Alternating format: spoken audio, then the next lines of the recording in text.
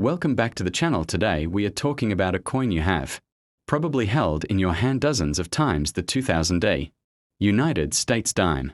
At first glance, this little 10-cent piece might not seem like anything special, but there's more to it than meets the eye.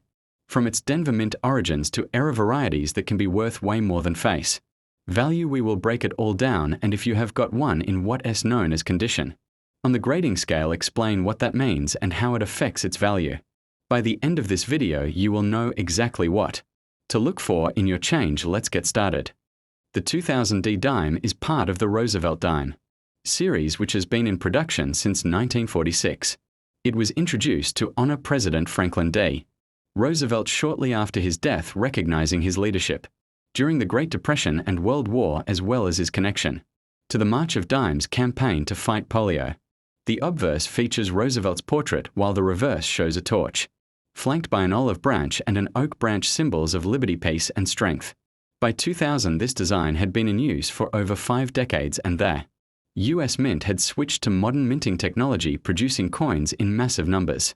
The D on your 2000 dime means it was struck at the Denver Mint.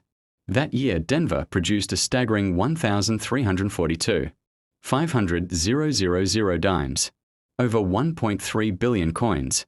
With numbers like that, you can probably guess that most 2000 dimes are only worth face value in circulated condition. However, like with all coins, rarity in high grade and certain minting errors can make a huge difference in value. Collectors who focus on modern coinage often seek out pristine examples, even for common dates. Let us decode that term. In coin grading stands for about uncirculated, with a numerical grade of on the Sheldon scale. This means the coin still has most of its original mint luster but shows light wear on the highest points, in this case Roosevelt cheek hair and jawline. On the reverse, you will often see slight smoothing on the torch and branch details. Coins look attractive but will not have the full brilliance of mint state pieces. For a 2000 dime, in the value is usually still around 10 cents unless it's an error coin. Here where things get interesting. While most 2000 dimes are common, certain mint errors can make them worth much more. Look for off-center strikes, double denominations, where a dime is struck over another coin, broad strikes without a rim, or strong die clashes. Another sought-after variety is the missing clad layer error, where part of the coin shows the copper core because the outer layer was not fully applied. Depending on the error and condition, such pieces can sell for $20, $50, or even more. Even for modern coins, the condition matters. A 2000 dime graded or higher by PCGS or NGC can sell for $15, $30, or more, simply because it's so hard to find a flawless example. After years in circulation, eye appeal is also important. Coins with clean surfaces, sharp strikes, and brilliant luster are always more desirable. This is why coin roll hunters will often search through bank-wrapped dime rolls looking for pristine examples. The Roosevelt dime series is not as widely collected by date and mint mark as Lincoln cents, but there is still a strong collector base, especially for high-grade registry set builders. Market trends for common date modern dimes like the 2000 show steady prices for top-graded examples and premiums. For dramatic errors, circulated examples, even in generally remain at face value unless they have something unique going for them. If you think you have got a potentially valuable 2000 dime, start by looking at the mint mark and date under a magnifier. Then check for signs of wear, especially on Roosevelt cheek and hair, to determine if it's circulated or mint state. If it looks perfect and you suspect it could be a top-grade example, compare it with certified coins online.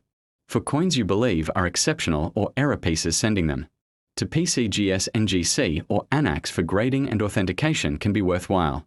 Modern US dimes like the 2000 D are made of a copper-nickel clad composition, 91.67% copper and 8.33% nickel, with no silver content. That means they do not have an intrinsic metal value above face value like older silver dimes minted before 1965. Their worth is determined entirely by collector demand, condition, and errors, still because they are part of everyday life. They offer an accessible entry point into coin collecting for beginners. And there you have the 2000 United States dime, a coin you've probably overlooked 1,000 times, but one that can hold hidden value if you know what to look for. From understanding grading to spotting rare errors, even the most ordinary pocket change can surprise you. If you enjoyed this breakdown, go ahead and hit that like button, subscribe to the channel. For more coin collecting tips, and ring the notification bell so you never miss a video. Drop a comment below if you have ever found an error dime in your change your story might inspire someone else to check their coins more carefully. Until next time, happy hunting and keep an eye on every dime that crosses your path.